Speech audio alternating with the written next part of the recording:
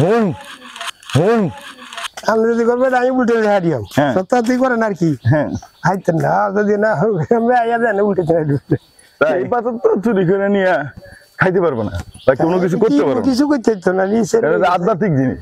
এই ওলি আল্লাহর বাংলাদেশ, এই শহীদ গাজীর বাংলাদেশ, রহম করুন আল্লাহ। আসসালামু আলাইকুম দর্শক, ধর্মীয় এবং দর্শনের চ্যানেল থেকে আপনাদেরকে আজকে আমি নিয়ে যাচ্ছি গাইবে একটা পাথর দেখানোর জন্য, যে পাথর মানুষের কথা শুনে।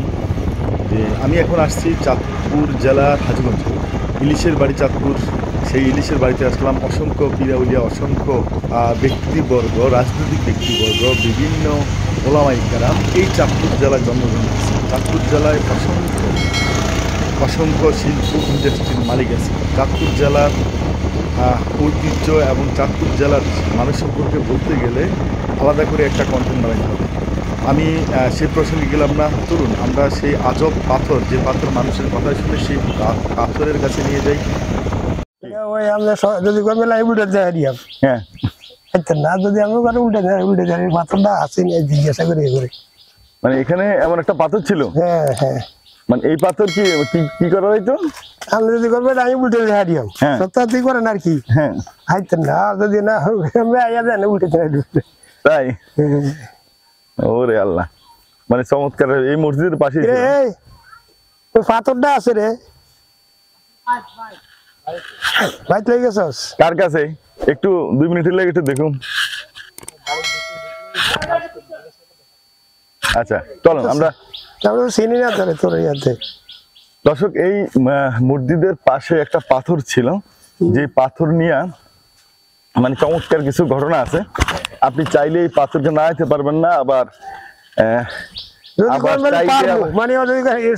আপনাকে উল্টা বলতে হবে। এই পাথরের সামনে গিয়ে আইসা আপনাকে বলতে হবে যে আমি উল্টাইতে পারবো না, তখন পারবেন। আর যদি বলেন না এই পাথরকে আমি নাড়াইতে পারবো, তখন আর নাড়াইতে পারবো না। এরকম ঘটনা। তো আমরা একটু পাথরটার কাছে চলে যাই, আমরা একটু পাথরটা দেখাই। পাথরটা এখন আর এখানে নাই, নাকি বাড়িতে নিয়ে গেছে। আমরা একটু পাথরটা দেখাবো। আর মসজিদটাকে একটু এখান থেকে সামনে থেকে আমরা একটু দেখাই। মসজিদে একটা পাথর আছিল না, পাথরটা কই? বাড়িতে লই গেছিস তোরা? মানে একবার চুরি হয়েছিল, তারপরে আবার আসছে কিভাবে? আবার কোন টাকা লইছে আর কি। এই পাথর তো চুরি করে নিয়ে খাইতে পারবো না বা কোনো কিছু করতে পারবো না। কিছু করতে তো না, নিচে আধ্যাত্মিক জিনিস। কিছু করতে পারবে? কিছু করতে পারবো।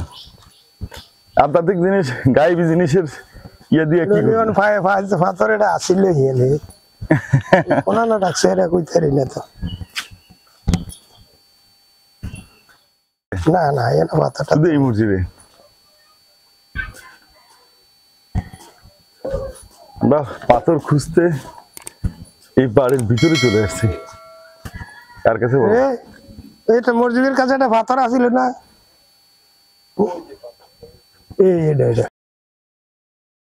এই পাথরটা নাকি, মানে পাথরটাকে নাকি যদি বলা হয় যে এই পাথরটা আমি নাড়াইতে পারবো, তখন আর কখন এটা নাড়ানো যায় না। আর যদি বলা হয় না এই পাথরটা আমি কিছুই করতে পারবো না, নাড়াইতে পারবো না, সরাইতে পারবো না, তখন এটাকে নাড়ানো যায়। আচ্ছা আমি চেষ্টা করে দেখি যে এই পাথরটার আসলে নাড়ানো যায় কিনা। এই পাথরটা কখন আমি নাড়াইতে পারবো না।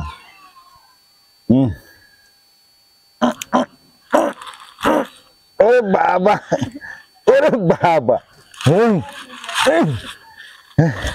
এটা সবাই মিলেও ঠিক আছে মনে হচ্ছে না, এটা নাড়ানো যাবে। আবার চেষ্টা করি। পাথর, এই পাথর, এই পাথর, ওরে বাবা। না এটা কোনোভাবেই, এই পাথর কোনোভাবে নাড়ানো সম্ভব না। এই পাথরের মধ্যে কিছু ছবি লেখা ছিল, এগুলা ওই বালি পড়ে, ছবি আছে বালি পড়ে, ঠিক আছে বোঝা যাচ্ছে না, বালি পড়ে বোঝা যাচ্ছে না। তো যাই হোক দর্শক, এটা সেই বাদশাহ আলমগীর যুগের মসজিদের সামনে থাকা একটা পাথর। কোথায় থেকে কিভাবে কেন আসলো সেটা আল্লাহ পাকে জানেন। এবং এই মসজিদটা নির্মাণ করার যে ইতিহাসটা, আসলে সেটা পার্সি ভাষায় মনে হয় কিছুটা ইঙ্গিত পাওয়া গেছে। এবং ধারণা করা হয়েছে এই মসজিদটা নির্মাণ করছেন এখানের যে চার পীরের যে মাজার আছে, 4 জন আউলিয়া আছেন, ওনারা করাইছেন, ওনারা দিঘি করাইছেন, ওনারা মসজিদ করাইছেন, আরো একটা মসজিদ করাইছেন, এবং ওনাদের মাজারও এখন ওইখানে আছে। দর্শক, এরকম বাস্তব ঘটনা আমাদের প্রত্যন্ত গ্রাম অঞ্চলে আনাচে কানাচে আছে। আমরা শুধু এলাকা ভিত্তিক জেনে থাকি, যখন সোশ্যাল মিডিয়া আসে বা এটাকে কেউ প্রচার প্রসার করে তখন হয়তো আমরা জানতে পারি এবং বিশ্বাস করি। বেশিরভাগ ক্ষেত্রেই আমরা সেটাকে বিশ্বাস করতে চাই না, বিশ্বাস করি না।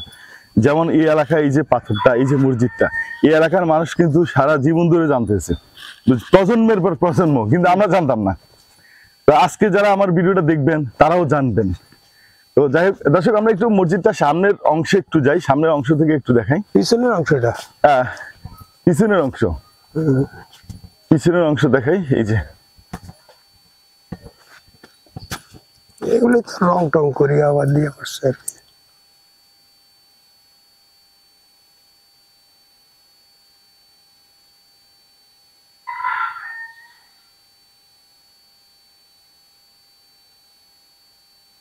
এটা 5 গম্বুজ।